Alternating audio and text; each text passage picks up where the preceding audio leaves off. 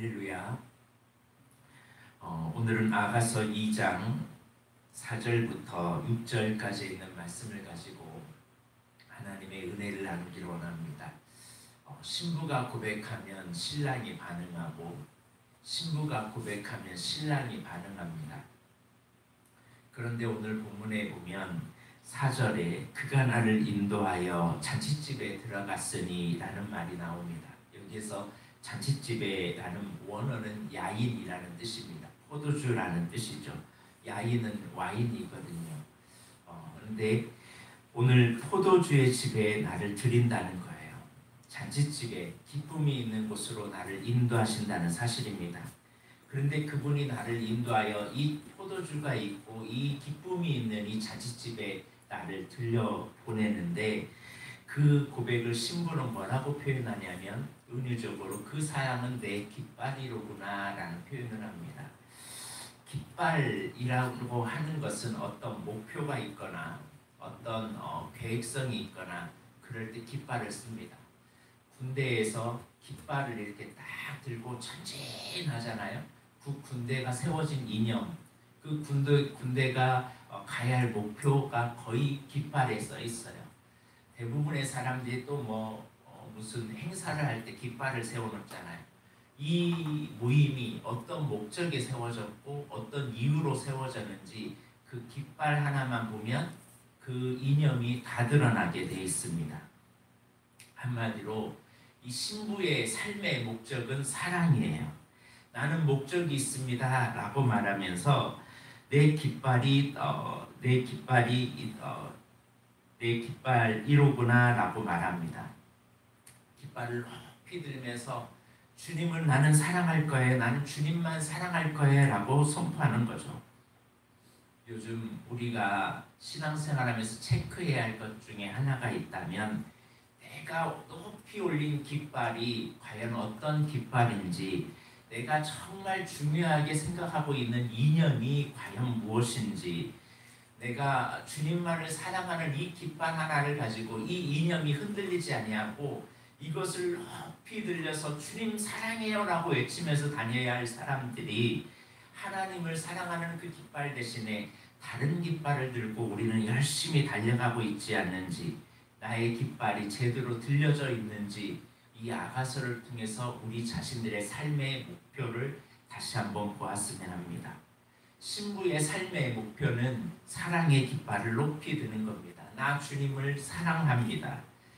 왜냐하면 요한복음 3장 16절에 하나님이 세상을 이처럼 사랑하사 독생자를 주셨으니 이는 저를 믿는 자마다 멸망하지 않고 영생을 얻게 하려 하십니다.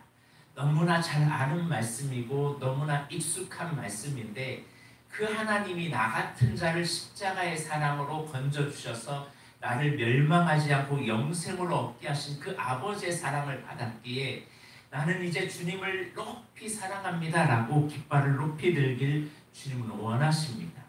이게 바로 성도가 원하는 이념이요 교회가 가야 할 사명입니다.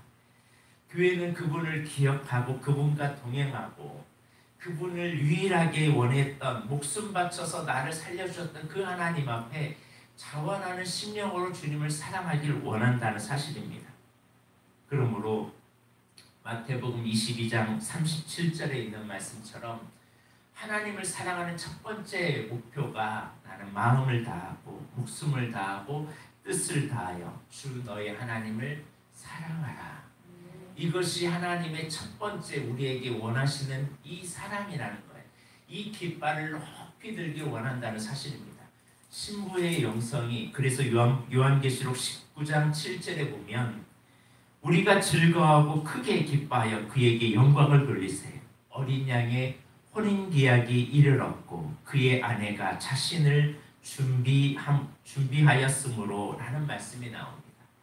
어린 양의 혼인계약이 이르렀을 때 혼인이 거의 앞두어져 있는 신부가 해야 할 일이 무엇입니까?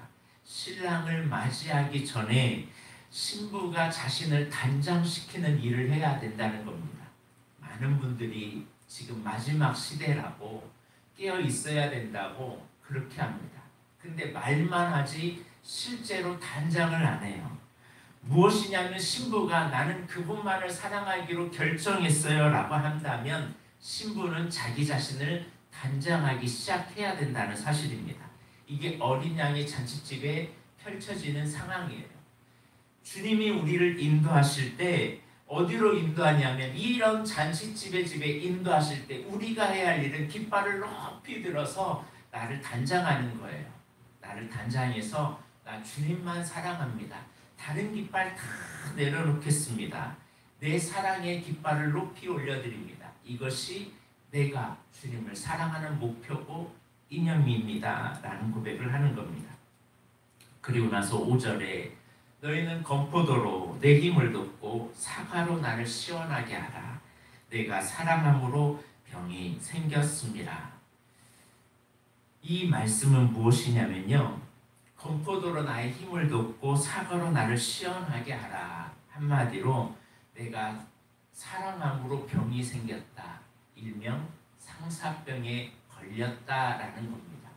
주님을 너무 보고 싶고 그리워서 내가 사랑함으로 병이 걸렸습니다. 여러분 첫사랑 해보셨나요?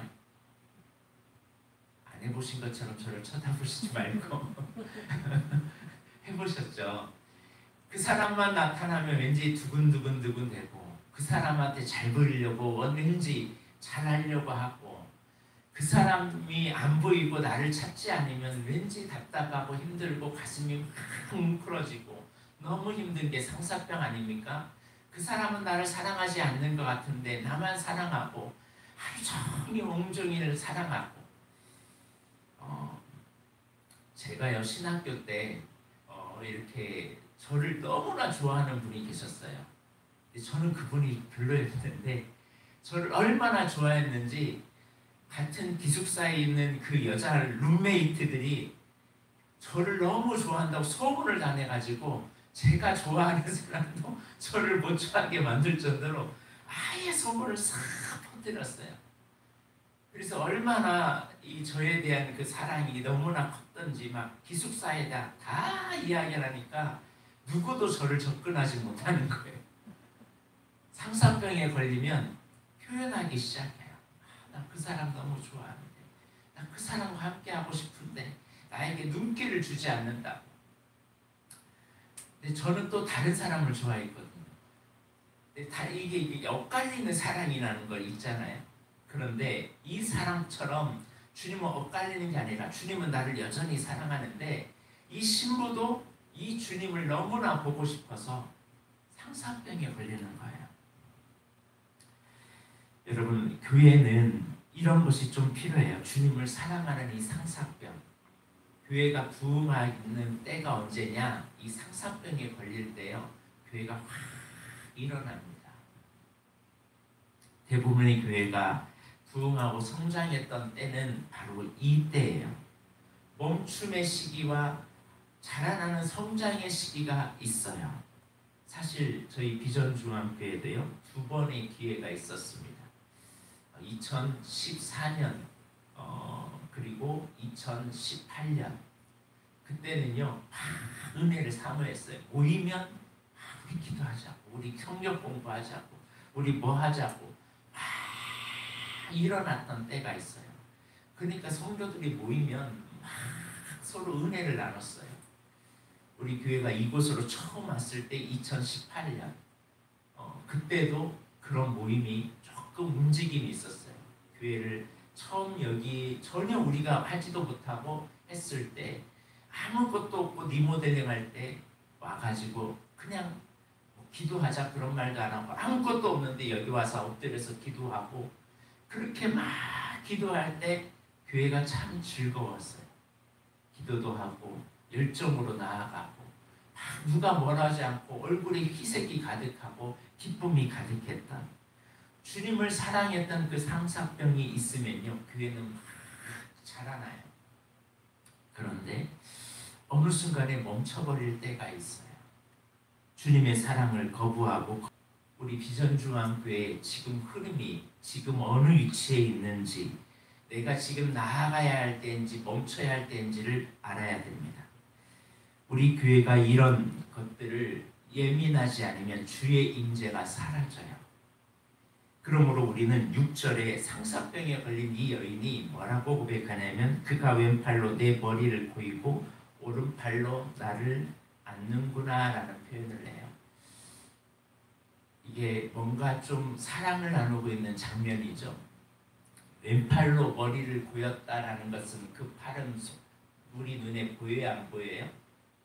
안 보여요. 오른팔로 나를 안는 그 손은 보여요, 안 보여요? 보이는 손이에요. 하나님은 신랑 되신 그분은요, 언제나 우리에게 두 가지 손으로 다가오십니다. 하나는 보이지 않는 손으로 우리를 언제나 안아주세요. 나는 보이지 않아요. 나는 답답할 뿐이에요. 그러나 언제나 나에게 함께 하시는 보이지 않는 손으로 나에게 일하세요.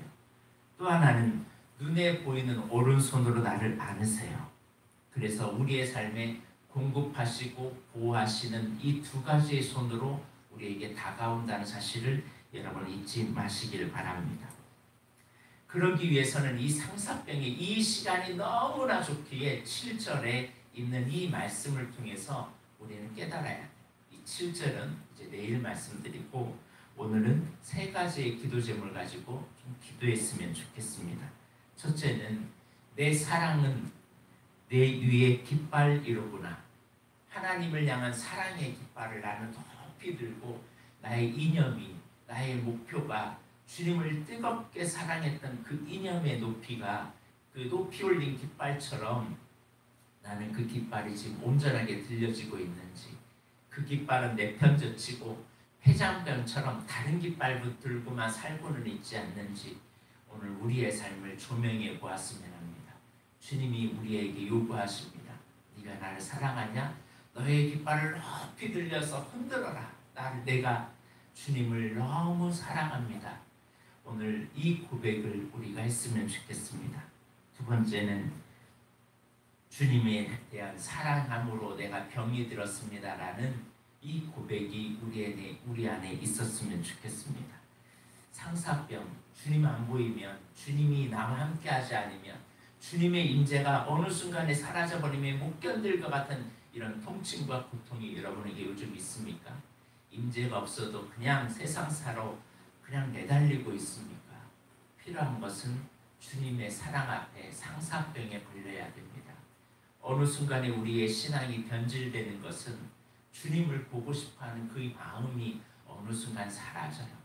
말씀을 보고 싶고 기도함으로 주님과 교제하고 싶고 이런 목마름이 있어야 되는데 세상에 향한 목마름은 너무나 큰데 주님을 향한 목마름이 사라지고 있다면 우리는 지금 하나님을 사랑하는 것이 아니라 다른 것을 사랑하고 있다는 사실입니다.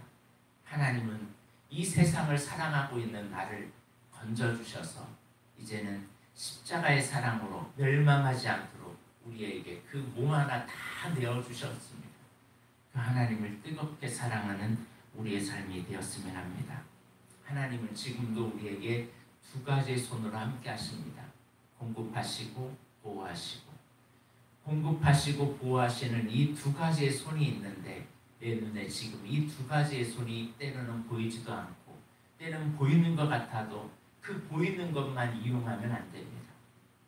오늘 우리는 이 두 가지의 손을 가지고 함께 주님 앞에 나아가는 귀한 삶이 있기를 주의 이름으로 축복합니다.